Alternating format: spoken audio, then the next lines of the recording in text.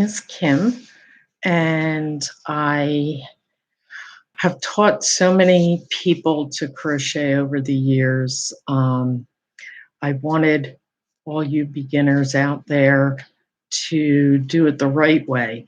Um, you can either grab a needle and yarn and say to somebody, show me how to do it. But if you really want to be a good crocheter, there are things you need to know before you start. And I know you're anxious, you want to, start, but this truly will make you a better crocheter and give you a lot of information. So when you decide that you want to begin crocheting, there's a few basics that you do need to know. You need to know the size needle that you'll be using and the type of yarn, cotton, silk, whatever. Okay. First thing, you need to know how to read the label. Okay. This is actually a cotton. I love working with cotton in the summertime. On the label, you'll see a picture of a skein.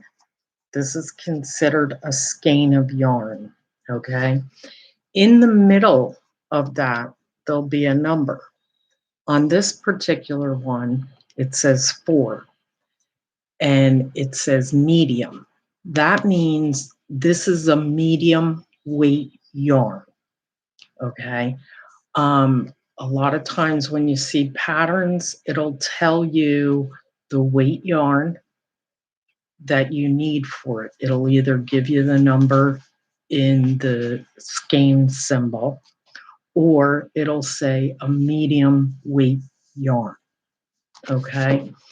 Next to it, it gives you a set of knitting needles with an amount of stitches for a swatch. That's a trial run. And it'll tell you how many stitches equal X amount of inches, meaning the size of your needles and the weight of the yarn will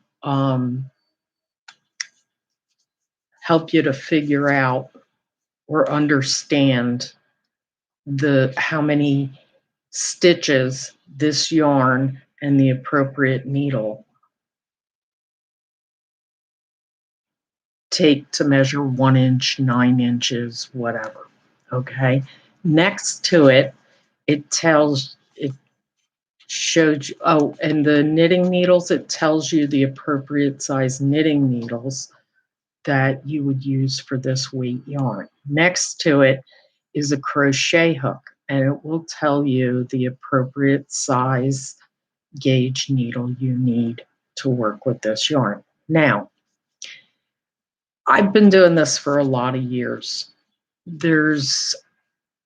I break the rules sometimes. Now this, it says a size K hook, which is 10.5 millimeters. This is the suggested hook size for this yarn.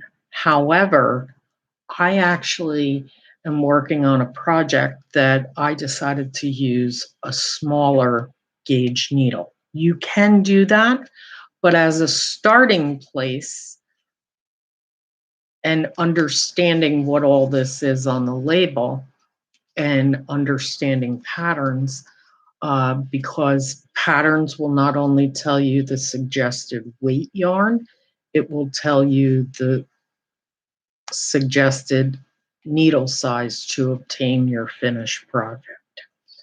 And the more you get familiar and really get to know what you're doing, you will be able to do what I do. Sometimes switch up the gauge yarn or gauge needle that you're using or the weight of yarn. Okay. Also on this, it has little symbols. Now this is cotton. We don't want to throw it. We can put it in the washing machine, cold water, not hot. It will shrink. It does not recommend ironing or throwing in the dryer. Okay. And the last, yeah. So you don't want to put this in hot water. You don't want to put it in the dryer, and you do not want to iron it. It's cold water or hand wash and dry flat. Okay. A lot of the acrylic yarns, you can throw it in the washer, everything.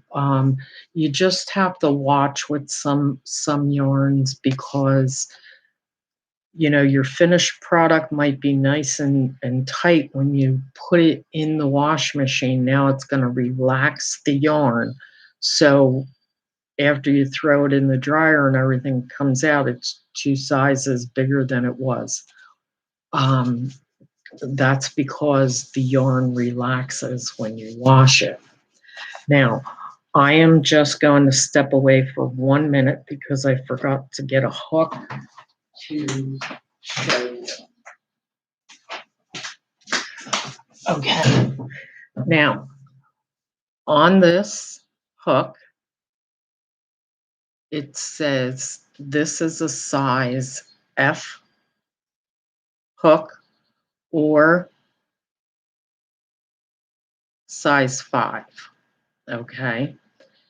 It is 3.75 millimeters. Okay. That's how you can tell if you have the right hook for your project. When I'm teaching people, I think it's better to start out with a bigger hook, not too big. I mean, some people do like to use larger hooks, but I recommend a size G or H, and a regular skein of yarn. Okay. Now we'll get into some abbreviations. And if you have a pen and paper with you, the basic abbreviations, because when I teach somebody how to crochet, I give them a skein of yarn. Doesn't have to be a full skein, it could just be a little ball of yarn with a G or an H hook. And I start out by making them do a chain, which in patterns is abbreviated CH. Okay, so I have them start with a chain. And I'm gonna undo this so I can actually show you what a chain is. Okay, and I just have them make a whole big long chain till you get used to it. You have your hook. You're going to, and I know on YouTube and everything, people do this. They started with a lot of fancy hand movements and everything, but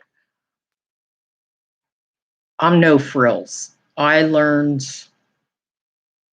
57. I learned when I was 6 years old. So we are going to put the yarn around the hook, cross it over, hold it with 2 fingers. You'll yarn over, which is abbreviated YO in patterns.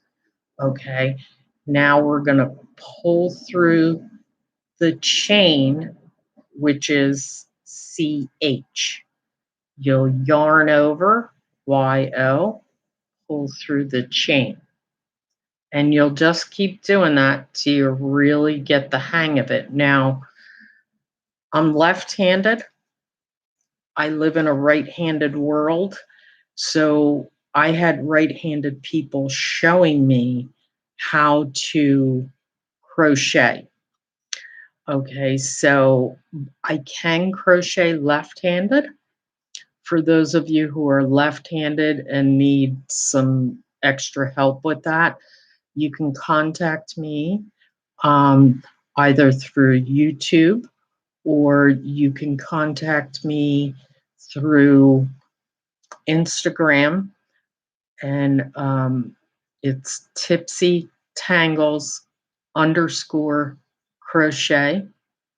Um, and my email is tipsytanglecrochet@gmail.com. Okay, so